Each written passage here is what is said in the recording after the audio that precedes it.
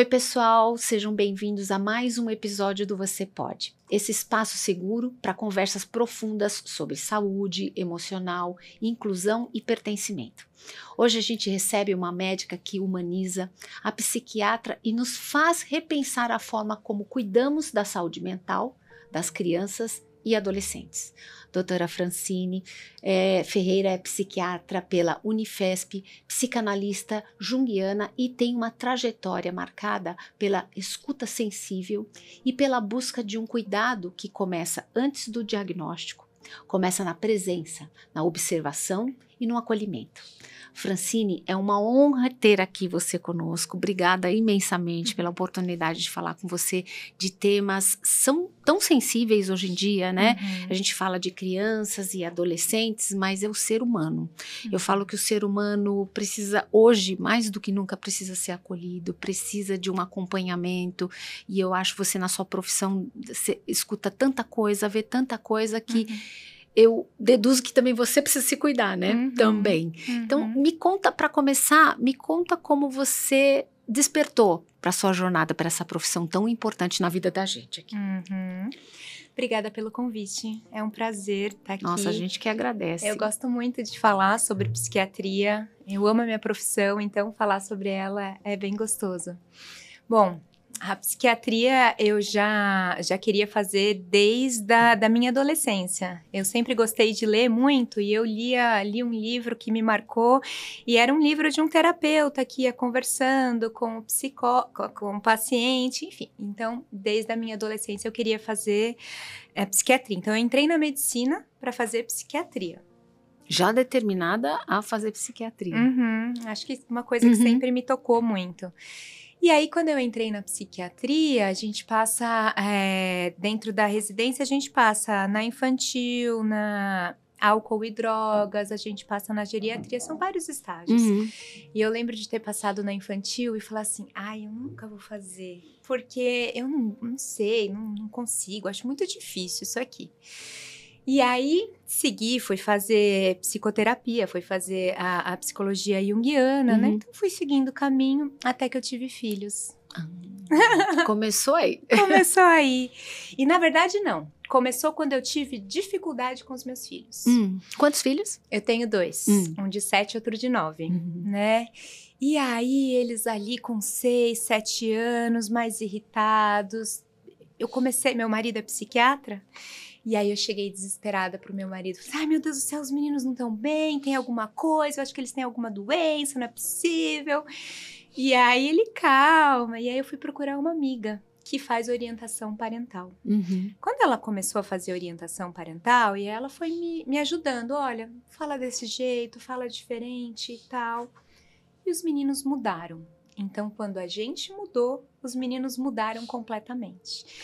E aí me deu um clique. Falei, gente, eu sou psiquiatra, né, que tenho conhecimento, sou super amorosa, já estava aqui meio desesperada achando que meus filhos tinham uma doença. Imagina as pessoas que não têm esse conhecimento. E aí eu pensei o quanto que deve ser frequente que os filhos apresentando alguma coisa, levam num psiquiatra, o psiquiatra dá um diagnóstico, dá um remédio, pronto. E aí? E aí, com esse olhar, eu fui voltar a fazer psiquiatria da infância e foi um pouco isso que eu olhei, assim, que eu tô enxergando. Mas começou com os seus filhos, esse olhar com... Olha, uma história muito pessoal, assim, que eu achava... Mas não é também assim, quando você olha, gratificante você começar com uma criança e depois o adolescente e mostrar como foi transformador, o quanto você ajudou, como foi transformador do que pegar também numa fase adulta que é. Sim. Mas assim, você nasceu ali junto com o adolescente, com a criança, não é? É maravilhoso, porque assim...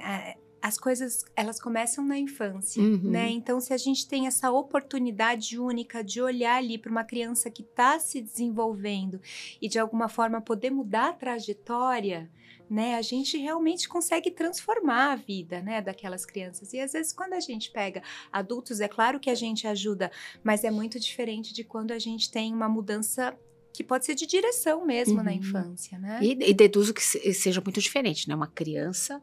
O adolescente Você cuida de adulto também ou não? Cuido de adulto também. Comecei cuidando de adulto. É verdade. A psiquiatria da infância e adolescência, na verdade, ela é uma psiquiatria da família. Não dá pra Tudo gente envolve olhar... família, não tem jeito, não tem que ter um olhar isolado, né? É isso. A gente tem que olhar a dinâmica, porque se tem uma criança ou um adolescente que tá ali manifestando uma patologia, de novo, insisto, a gente não vai rotular e medicar essa criança. A gente vai olhar para essa dinâmica. Então, tem algo ali no complexo da família que está sendo evidenciado por essa criança adoecida. Então, normalmente, a gente está falando de alguma questão familiar também. E vamos tentar desmistificar alguma coisa aqui também, porque quando a gente fala em psiquiatra, as pessoas já associam remédio, já associam automaticamente o remédio, já vai tomar remédio. Não é assim, né, doutora? Você tem, você faz o diagnóstico, às vezes uma terapia ou talvez uma alimentação que a gente recebe aqui, nutricionista para falar também, acaba ajudando. Imediatamente já entra o remédio ou não? Existe outros caminhos que a gente pode traçar também? Muitos outros caminhos, né? E a minha questão é que muitas vezes a psiquiatria que a gente vem... que eu estou vendo que está sendo feita hoje é um caminho que infelizmente vai para isso, né? Às vezes, nossa, eu pego crianças que chegam para mim com 2, 3 remédios. Muitas vezes o meu trabalho é fazer a desprescrição medicamentosa. Desprescrição, olha isso. Então, sim, é possível muitos outros caminhos que não a medicação. Às vezes, sim, a gente precisa da medicação, mas infelizmente eu tenho visto cada vez mais uma psiquiatria só de medicação. E que idade geralmente inicia você no seu consultório? Começa com paciente mais ali jovem? De 7, 8 anos. Criança mais jovem que eu recebi foi de 4 anos. 4 anos. Nossa, eu fico preocupada porque, de novo, eu não vou falar nenhuma novidade, né? Tela, alimento, família desestruturada, a quantidade de criança que eu vejo hoje com acompanhamento psicológico e tratando com remédio. Um nível de ansiedade fora do normal, doutora. Não é normal. Não é normal isso. O que nós estamos até falando. Hoje a gente se depara com situações em que tá todo mundo muito bem, todo mundo feliz. A gente fala, não, tem que ter alguma coisa. Porque o mundo hoje tá de ponta cabeça. E você vê como é importante esse olhar cuidadoso, né? Porque é exatamente isso que você falou. Excesso de tela, alimentação inadequada. E aí, de repente, eu tenho uma criança entristecida, desatenta, que dorme mal. Ai, é depressão. Ai, é TDAH. Vamos dar remédio. Não! Vamos ter hábitos saudáveis, vamos diminuir a tela, vamos estimular outras competências. Mas uma avaliação rápida e não tão cuidadosa vai olhar o quê? Sintoma. Sintoma eu vou o quê? Medicar. E não vai olhar a origem. Mas se a gente olhar, a grande maioria, eu acredito, esmagadora, é a família. É hábito, tem tudo muito voltado à família, porque não é o clínico, tem clínico também, a criança nasceu daquela forma, alguma coisa clínica. Tem, existe TDAH, existem crianças que são bipolares, existem crianças que podem deprimir, mas ainda assim, tudo isso tem a ver também com a família, né? A gente precisa ajudar as famílias, porque hoje está muito complexo criar filhos. É muito complexo, muita informação, é muita coisa. Então, o trabalho que eu gosto de fazer, eu sempre atendo as crianças e adolescentes com orientação parental. Então, é uma forma de acolher a família, né? Olha, como é que eu lido com isso? São tantas as questões, é tão difícil. Então, para além desse olhar da criança, tem um olhar da família. E a gente vai falar, olha, faça desse jeito, como fizeram comigo. Né? Olha, daqui dá para falar desse jeito, maneja assim. E que bom que tem esse profissional para orientar, né? Mas hoje eu, de fato, com uma filha de 11 anos, eu fico assustada com o que a gente vê, porque a gente escuta outras crianças na escola. Eu vi uma situação em que era um adolescente quase perto do suicídio. Então, eu me lembro que estavam contando essa história e o médico ligou, o psiquiatra ligou para a família e falou, olha, está acontecendo um dado assim, então é um assunto que temos que ter urgentemente. A mãe rapidamente falou, olha, eu tô sem tempo, eu não consigo. Então, assim, aquilo me assustou de uma tal forma que hoje a família, ela está tão desconstruída, a urgência, a prioridade é outra. A terceirização do cuidado do filho, isso tudo implica realmente num fator como esse. E assim, é impressionante como as famílias estão tendo dificuldade de lidar com as crianças e adolescentes adoecidos psiquicamente, né? Eu tenho um caso, assim, que você me falou, eu lembrei agora quando você falou, né, desse caso de suicídio. Uma criança estava com 13 anos, talvez, e com um pensamento ali suicida. E aí o pai ficou muito bravo com isso e bateu nele. Meu, que falta de sensibilidade. Então, eu não diria nem falta de sensibilidade, é falta de recurso psíquico, porque provavelmente esse pai também tem as dores as questões dele, e também não foi ouvido na infância dele. A gente sabe, né, historicamente, a educação, ela sempre foi uma educação mais punitiva, né? Então lembra, né? Lembra que há muito tempo atrás, educar um filho era punir, era bater, era pôr de castigo. Então a gente tem isso, é um dado histórico-cultural nosso. E o nosso trabalho hoje em dia é, primeiro, não culpar os pais. Eu não posso chegar, escuta aqui, você tá fazendo errado e tal, é sensibilizar, entender que ele não tá fazendo porque ele é uma pessoa má. Ele não tá fazendo porque ele tem um desconhecimento. E meu trabalho é ajudá-lo a ter mais recursos para lidar com uma criança, um adolescente que tá adoecido. Nossa, que difícil. Esse tema é tão difícil falar, mas é tão presente, né? A gente tem aquela minissérie que eu até esqueci o nome. Adolescência. Aquilo me assustou. Isso, e durante um período só se falou nisso. Fala-se isso na escola, entre os amigos, entre os pais, e retrata a mais pura realidade. Aquilo ali é muito importante. E assim, a gente tem medo de falar porque é tem incômodo, medo de falar, mas exato. a gente precisa falar. O que o seu filho está fazendo ali no quarto, trancado? O que ele está assistindo? Com quem que ele está vendo? Com quem ele está falando? Né? Eu acho que o tema central é a desconexão, né? E a minissérie me impressionou muito quando o pai e a mãe falam, mas a gente fez tudo. Exato. A gente estava lá, a gente deu carinho.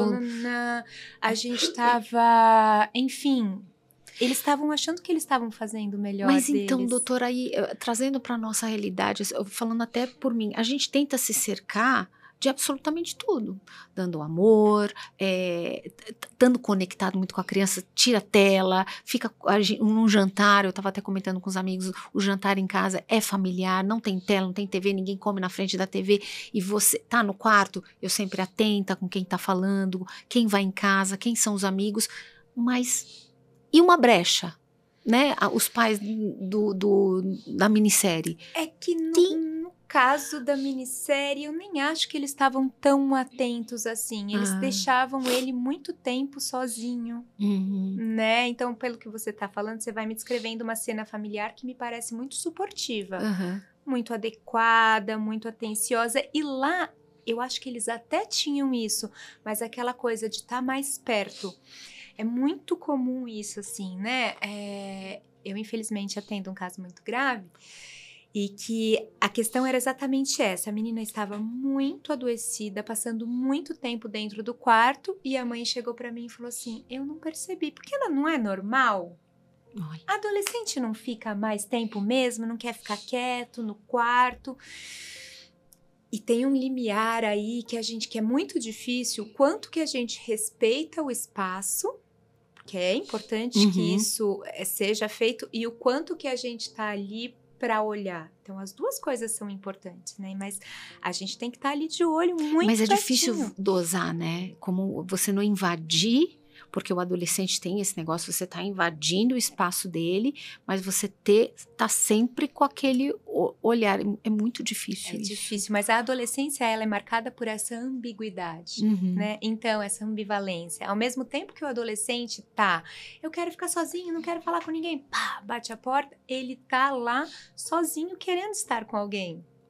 Então é muito complicado mesmo, e aí vai.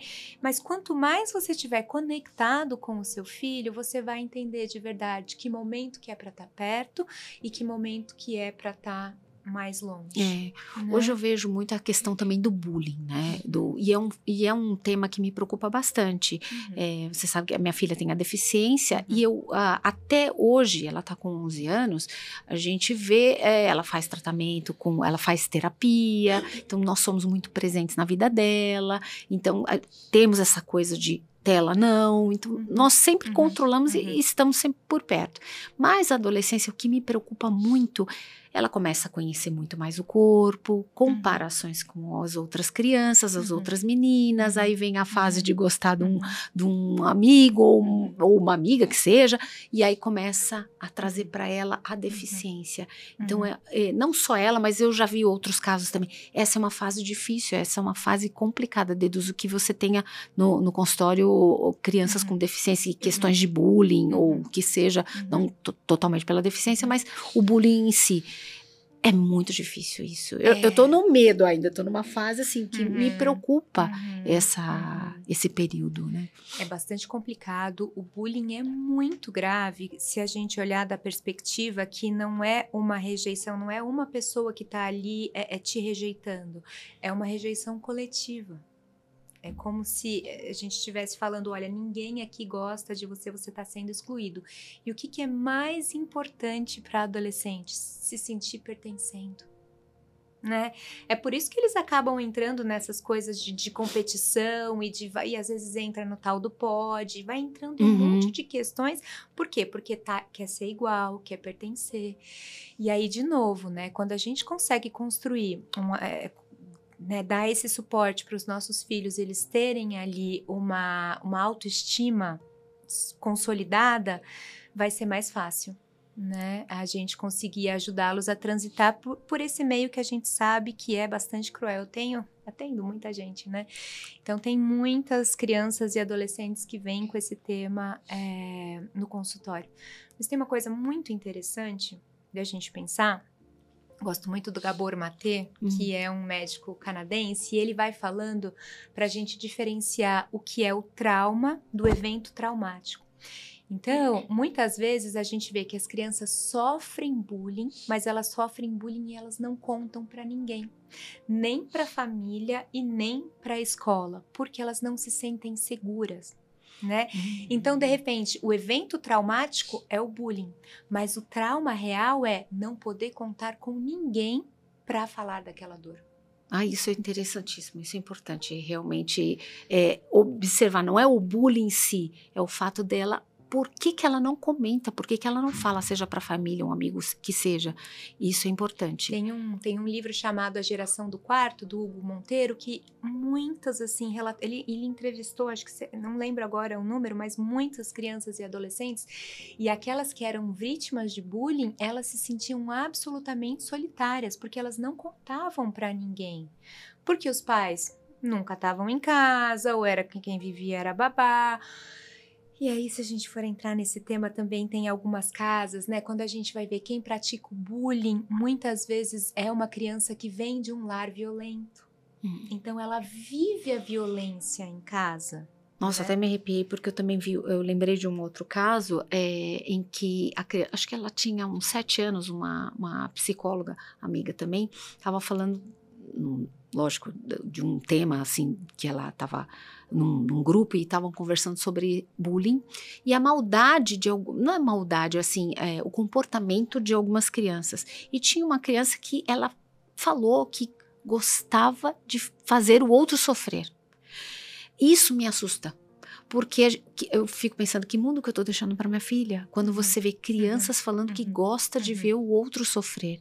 Então, isso me assustou muito. Então, eu penso assim, o que eu tô deixando para minha filha? Como é que o ser humano está hoje? Às vezes eu tenho a percepção que pós-pandemia, as pessoas ficaram mais amarguradas, às vezes com sentimento de egoísmo. Isso, eu confesso que me assusta. Doutora, me assusta mesmo. E uma criança fala, eu gosto de ver o outro sofrer. Tem um documentário que chama A Ira de um Anjo. que ela vai falando de uma criancinha que tem ali seus 4, 5 anos e ela é absolutamente perversa, assim, ela mata animais, ela machuca o irmão, ela quer machucar, ela pega a faca, fala que quer matar o pai e a mãe. E aí eles ficam ali desesperados, vão procurar ajuda e ela sai da casa dela, vai para um outro lugar para receber cuidados intensivos, basicamente de amor. Então ela recebe outro estímulo, ela é muito bem cuidada e isso transforma a vida dela. Né? Hoje ela é uma enfermeira que ela trabalha no cuidado com outras pessoas. Então, eu tenho alguma dificuldade de entender que as pessoas são más por si só. Né? Tem muito o ambiente. Então, uma pessoa que sofreu violência, quando que a gente aprende a ser humano? Com um olhar humano de outro humano. Um olhar amoroso, um amor cuidadoso. Então, se essa pessoa não teve esse olhar amoroso, ela não vai saber repetir. Mas as coisas boas também precisam ser ditas, né? Porque sim. Quem procura um psicólogo ou um psiquiatra é porque alguma coisa, no normal, rotulando, alguma coisa não anda bem. Mas, assim, eu deduzo que você tá cheia de exemplos, assim, positivos para poder falar também. Você tem um especial que você possa, obviamente, nos contar? Uma passagem, alguma coisa assim bacana que te deixou... Tem alguns exemplos muito bonitos, assim, né, das crianças. Eu acho que, eu me lembrei agora de um adulto que ele foi diagnosticar, a infância toda ele não recebeu nenhum diagnóstico e ele tinha muita dificuldade de estudar. Então, os amigos chamavam de burro, a mãe e o pai chamavam de preguiçoso. E ele foi levando a vida toda com muita dificuldade. E aí ele chega no meu consultório com seus 30 e tantos anos ali, com queixas de depressão e de ansiedade. E já tinha passado em um monte de psiquiatra tomando antidepressivo, ansiolítico e não tinha melhorado. Aí fui olhando a história dele, eu falei, você tem TDAH. E não foi olhado. Né? E aí a gente foi tratando o TDAH dele, e aí ele melhorou e hoje ele tá super bem e dá aula e é professor de pós-graduação, sabe? Olha assim, é muito legal. Mas é difícil, porque você tem que ter tem que olhar ali com muito cuidado para fazer o diagnóstico, né? E hoje vem o diagnóstico, eu acho que por recursos, né? Vem tardiamente, né? Hoje muitas pessoas estão descobrindo um TDAH e tratando agora e conseguindo tratar e melhorar, né? Então hoje o diagnóstico ele vem tardiamente também. Às vezes vem, e aí eu tenho um cuidado da gente não olhar muito para o diagnóstico, querer diagnosticar o tempo todo. Então, nem toda desatenção é um TDAH. Porque hoje tudo também, as pessoas estão olhando, tudo até... não, eu tenho... Nem foi... não buscou saber se realmente tem, a pessoa já se auto-intitula, eu tenho TDAH. Por outro lado, então, esse é um cuidado, né, da gente não sair por aí dando diagnósticos e medicando todo mundo, mas também saber quando um diagnóstico bem feito e uma medicação bem colocada pode mudar a vida de uma pessoa. Isso eu até perguntar para você, o que você gostaria de desmistificar? Esse é um tema? Sim, né? Então, eu acho que a gente tem que olhar para a pessoa. Você chega lá no meu consultório, eu falo, você é bipolar, ponto. Eu passo a olhar você com critérios diagnósticos. Tudo que acontece na sua vida, eu vou falar, mas é porque você é bipolar, sabe?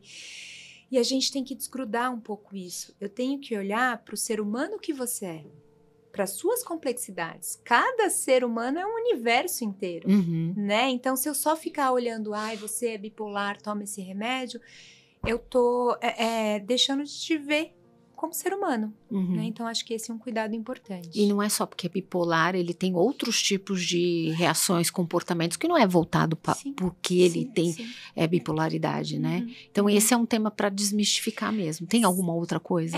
Acho que ainda nesse tema as pessoas chegam e falam, qual que é meu diagnóstico? E hoje eu não tenho mais nenhuma vergonha de falar, eu não sei, eu tô te conhecendo faz uma hora, como é que eu vou saber? Mas tem colega que às vezes já, num primeiro encontro, né? Já tem alguns, claro, né? A gente tá bom, não sei. Mas, em geral, eu falo, olha, eu não sei e não tem problema, porque eu não preciso saber agora. A gente vai olhando, a gente vai construindo e tá tudo bem. Aí vem o nível de ansiedade. A pessoa quer saber logo o que tem, né? Sim, sim. E aí a gente já vai trabalhando, desmistificando, né? Uhum. A gente não precisa estar o tempo todo diagnosticando e logo no início. O diagnóstico é a última parte, né? Das Eu ia até perguntar em que momento o diagnóstico se torna fundamental. Quando a gente vai ali estabelecer um tratamento medicamentoso, né? E aí eu preciso entender do que eu tô falando. Se é bipolar eu trato de um jeito, se é TDAH de outro. Então é claro que a gente pensar um diagnóstico ajuda a gente a elaborar, mas a minha questão é a gente não ficar só nisso. Eu costumo falar para todo mundo que vem aqui, eu falo assim, ai, como é ruim encerrar, porque os temas são maravilhosos, a conversa é tão gostosa, mas eu vou ter que encerrar aqui com uma pergunta. Qual é a sua maior esperança para o futuro da psiquiatria da infância e adolescência no Brasil?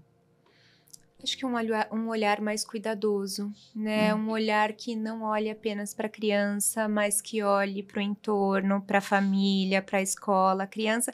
Nunca chegou nenhuma criança sozinha no meu consultório. Bateu ali, oi, eu preciso de ajuda. Ela sempre vem junto, né? Então, a gente precisa olhar para esse entorno da criança. Então, muito obrigada, doutora. Um tema tão importante para a gente e a gente tinha muito tema aqui para falar, muitas coisas para falar, mas eu agradeço imensamente por vir aqui hoje bater um papo com a gente. Eu agradeço a oportunidade. Muito obrigada. Franciene, obrigada por compartilhar sua escuta, sua sensibilidade e essa visão tão transformadora sobre saúde mental infantil. Você nos lembra que, mais do que rotular ou medicar, precisamos primeiro compreender e acolher. E para você que ouviu até aqui, se essa conversa fez sentido, envia para aquela mãe, pai ou educador que precisa repensar a forma como olha para o comportamento das crianças. Obrigada pela sua presença e até o próximo Você Pode.